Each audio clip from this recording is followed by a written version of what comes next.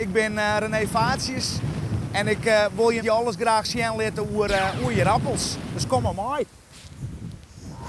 Nou, welkom in mijn keukentje alweer.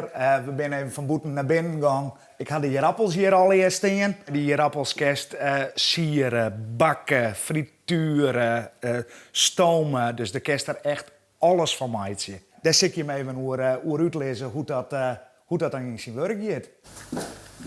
Dan die appels van de puree.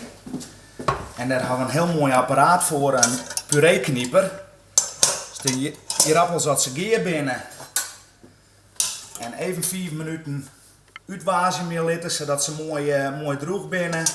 En dan kunnen die appeltjes die gaan in de pureeknieper. En die drukst je daar terug in. En dan krijg je een hele mooie puree.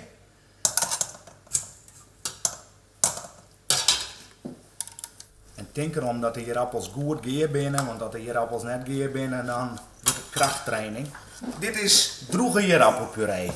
Op zich net zo lekker, dus als we dat nou ommaatje met een beetje molken en wat boter, en ik ben op smaak maatje met peper en zout, dan has je een lekkere puree. Of als er bijvoorbeeld groenten terug heen doet, dan kerst een stampot boerenkool of stampot zuurkool of met worteltjes en siepel, hutspot.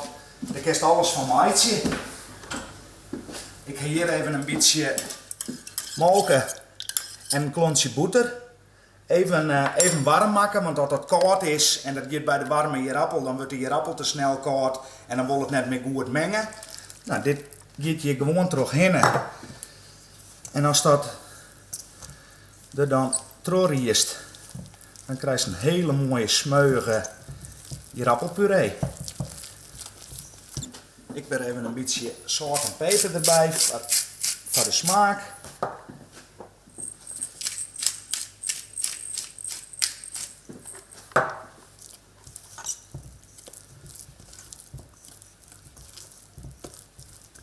Dus puree.